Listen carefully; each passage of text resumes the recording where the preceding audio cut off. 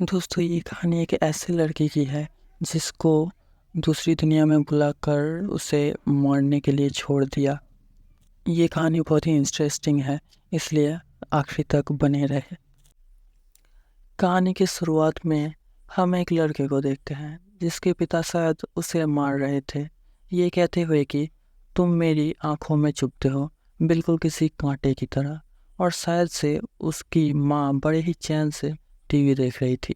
और तब हमें पता चलता है कि हमारा मेन कैरेक्टर अपने बचपन को याद कर रहा था और इस वक्त वो अपनी स्कूल बस में बैठा हुआ है। और इसके बाद हम देखते हैं कि एक लड़की एक लड़के को समझा रही थी क्योंकि वो लड़का उसके साथ बदतमीजी कर रहा था। ज़रा देखो तो हमारी क्लास की आयाका को रोमांटिक नॉवेल्स पढ़ना पसंद है और बस में बैठा कोई भी स्टूडेंट उन पर ध्यान नहीं दे रहा था।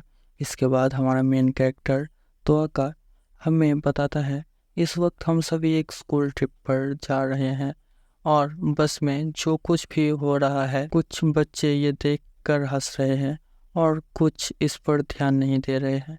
टीचर को भी इससे कोई फ़र्क नहीं पड़ता। अगर इस वक्त मैं इस लड़की की मदद करने की कोशिश करता हूँ तो शायद से मैं बहुत कूल लगूंगा, लेकिन सच बताऊँ मेरे कुछ कहने या ना कहने से कोई फ़र्क नहीं पड़ने वाला। उस लड़की के बार बार कहने पर भी वो लड़का उसकी नॉवेल उसे वापस नहीं करता। इसलिए तोआका अब बीच में कुछ कहने की कोशिश करता है, लेकिन वो लड़का तोआका को इन नज़रों से देखने लगता है जैसे वो कोई मायने ही नहीं रखता। और इसके बाद वो उसका मजाक उड़ाने लगता है कि देखो भाई, लड़की को बचाने के लिए हीरो की एंट्री हो गई। लेकिन तभी क्लास के एलीट स्टूडेंट्स में से एक कहता है उसकी बुक उसे वापस कर दो, जिस पर ये लड़का यामादा कहता है यार मैं तो बस इन दोनों के साथ टाइम पास कर रहा हूँ। वो दूसरा लड़का टाकुटो कहता है मुझे फ़र्क नहीं पड़ता कि तुम तोआका के साथ क्या करते हो, लेकिन आयाका को उसकी किताब वापस कर दो। इसलिए अब यामादा आयाका को उसकी किताब वापस कर देता है। लेकिन इसके बाद यामादा इस बात पे गुस्सा हो जाता है। क्लास के कमज़ोर स्टूडेंट्स पर उतरने उतारने लगता है। सो तब ही टीचर उसे ऐसा करने से रोक देते हैं।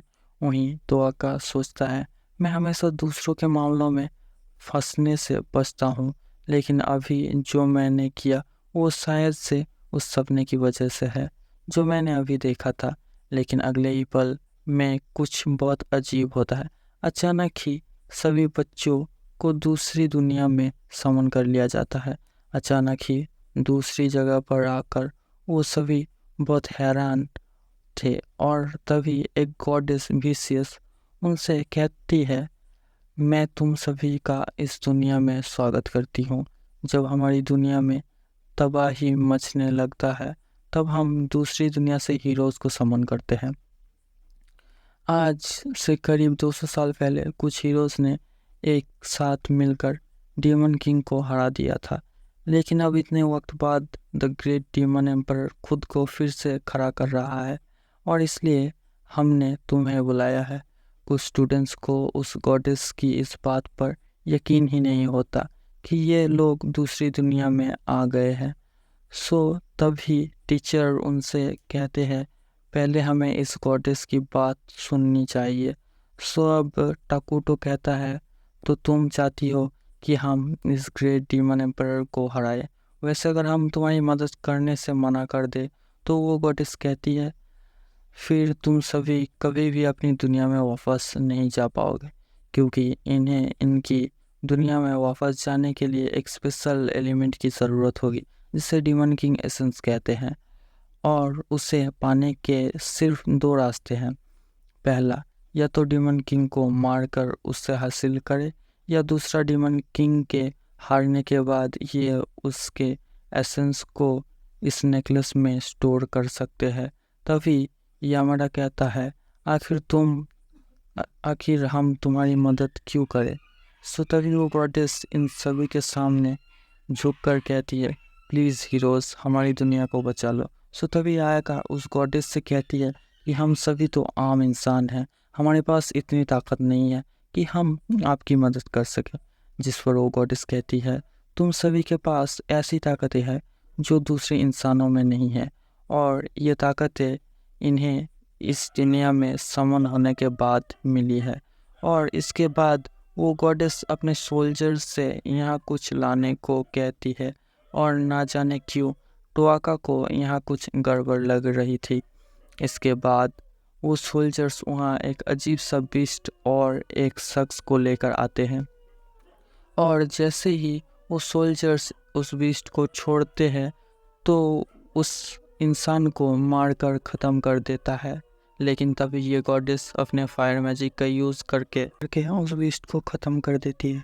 जो कुछ स्टूडेंट्स बहुत ही ज़्यादा घबरा जाते हैं, और अब सभी को यकीन भी हो जाता है कि ये दूसरी दुनिया है। अब इसके बाद बारी आती है इन सभी स्टूडेंट्स की पावर जानने की। सभी स्टूडेंट्स एक एक करके क्रिस्टल के ऊपर अपना हाथ रखते हैं, जिससे वो क्रिस्टल अलग अलग रंगों में ग्लो करने लगता है। यामाडा की बारी आने पर वो क्रिस्टल रेड कलर में ग्लो करता है, जो कि शायद से कुछ ज़्यादा ही रेयर होता है। लेकिन टाकुटो की बारी आने पर वो क्रिस्टल फट जाता है। यानी टाकुटो की पावर्स इस क्लास की है, और इसका मतलब होता है स्पेशल। यामाडा पूछता है, तो फिर मेरा क्या? वो बताती है, तुम ए क्लास के हो। इसके बाद आयाका की बारी आती है, और वो क्रिस्टल फिर से टूट जाता है। यानी आयाका भी इस क्लास की है। इत्सुकी और हिजिरी, जो कि दोनों बहनें हैं, इन दोनों की क्लास भी एस होती है, और इतने सारे एस क्लास होने की वजह से गॉडेस का भी खुश होती है। और इसके बाद बारी आती है हमारे तोआका की। लेकिन जब वो अपना हाथ रखता है तब क्रिस्टल पर्पल कलर में ग्लो करता है, और इस वजह से गॉडेस उसे टोटली इग्नोर करके अगले स्टूडेंट को बुलाने लगती है। जो देख टोआका सोचता है, शायद से इस दूसरी दुनिया में भी मैं कुछ भी नहीं कर सकता। लेकिन तभी गॉडेस एक और स्टूडेंट्स की पावर देख हैरान हो जाती है। पता चलता है, और यहाँ टोआका के पास एक यूनिक स्किल होती है। यूनिक स्किल ऐसी स्पेशल स्किल होती है जिनका इस्तेमाल बस कुछ ही लोग कर पाते हैं, और स्पेशल स्किल्स को बाद में अवेकन भी किया जा सकता है। लेकिन इन सब के बाद वो गॉडेस कहती है, अब बस आखिरी ज़रूरी रिचुअल बचा है। टोआका मेमोरी, प्लीज़ यहाँ आइए। और इसके बाद टोआका को सोल्जर उस गॉडेस के पास लाने लगते हैं। टोआका, तुम एक ई क्लास हो, सबसे ज़्यादा लोएस्ट रैंक हीरो, और जो लो रैंक हीरोज़ होते हैं उनकी वजह से स्ट्रॉन्ग हीरोज़ को दिक्कत सहनी पड़ती है। इसलिए हमने ये तय किया है कि हम ऐसे लो रैंक हीरोज़ को कुछ खंडरों में ट्रांसपोर्ट कर देते हैं। अगर वो उन खंडरों से बचकर ज़िंदा निकल आते हैं, तब वो अपनी मर्ज़ी से एक प्यारी ज़िंदगी जी सकते हैं। टोआका पूछता है, क्या वो खंडहर खतरनाक होते हैं? गॉडेस कहती है, हमने पहले भी कई दफ़ा उन खंडरों में काफ़ी सारे लोएस्ट रैंक हीरोज़ को भेजा है, और उन खंडरों को कहते हैं द रूइंस ऑफ डिस्पोजल, यानी कि टोआका की मौत पक्की है। इसलिए टोआका गॉडेस को बताता है कि उसके पास एक यूनिक स्किल है, लेकिन जैसे यूनिक स्किल टोआका के पास है, उसकी इस दुनिया में कोई वैल्यू नहीं है। इन शॉर्ट, टोआका की सारी स्किल्स कचरे से ज़्यादा कुछ नहीं है, और इसके साथ तुम्हारे स्टेटस इतने ज़्यादा लो है कि तुम कुछ भी कर लो, ज़्यादा ग्रोथ कभी नहीं कर पाओगे। ये बातें सुन टोआका कहता है, तुमने मुझे इस दुनिया में बुलाया और अब तुम मुझे मारने के लिए छोड़ रही हो। लेकिन तभी ताकुतो कहता है, अपनी ये बकवास बंद करो, सभी लड़कियां बहुत ज़्यादा थक चुकी है। अब इसके बाद बाकी के बच्चे भी कहने लगते हैं कि हाँ, जल्दी जाओ और मरो। और तभी टोआका के पास वो लड़का आता है जिसके पास डार्क हीरो की पावर है, और जब स्कूल में दूसरे लड़के इसे परेशान किया करते थे, तब इसकी और दोस्ती का हाथ सिर्फ टोआका ने बढ़ाया था।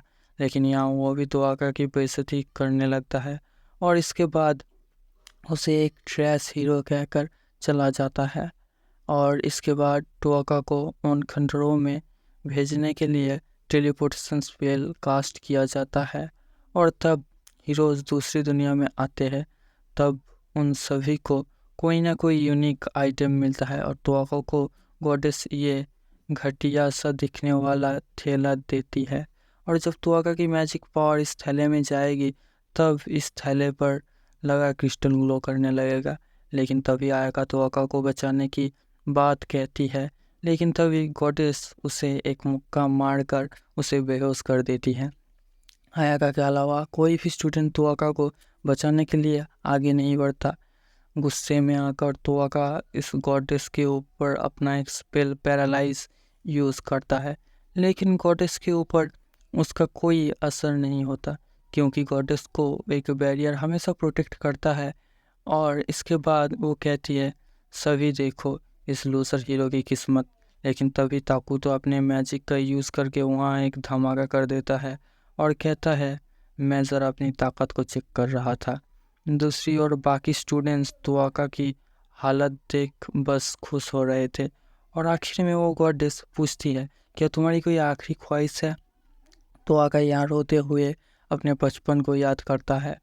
तब जब वो हमेशा रोता था तब उसकी अंतरात्मा उसे कहती थी, तुम चाहे जितनी कोशिश कर लो तुम अपनी हकीकत को नहीं बदल सकते, इसलिए तुम्हें अपनी हकीकत सबको दिखानी चाहिए। सबको दिखाओ कि तुम असल में कैसे हो।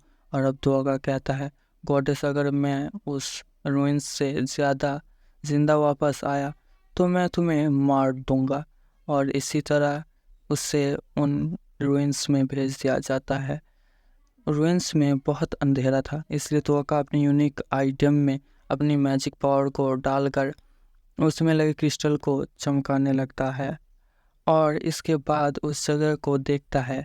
यहाँ उसे कुछ गड़बड़ लगती है और तभी एक अजीब सा मॉन्स्टर तोआका पर हमला कर देता है। तोआका उसके हमले से बचकर भागना शुरू कर देता है, लेकिन वो मॉन्स्टर उसके पीछे आ रहा था, जिस वजह से तोआका बहुत घबराने लगता है। डर के मारे वो रोने लगता है और तभी अचानक वो गिर जाता है। और इसके बाद वो उस मॉन्स्टर को देखता है। वो सोचता है, आखिर मेरे अंदर ये कौन सा इमोशन है? मुझे डर नहीं लग रहा, मैं फ्रस्ट्रेटेड हूँ कि किस तरह सब ने मुझे मरने के लिए छोड़ दिया और क्या सच में मैं यहाँ मरने वाला हूँ। और वो ये मान लेता है कि उसके किस्मत में मौत लिखी है। लेकिन तभी उसे अपने घटिया क्लासमेट्स की आवाज़ें आने लगती है और जब वो मॉन्स्टर तोआका पर हमला करता है तभी तोआका उस पर अपने पैरालाइज मैजिक का यूज़ करता है, जिससे वो मॉन्स्टर पैरालाइज हो जाता है।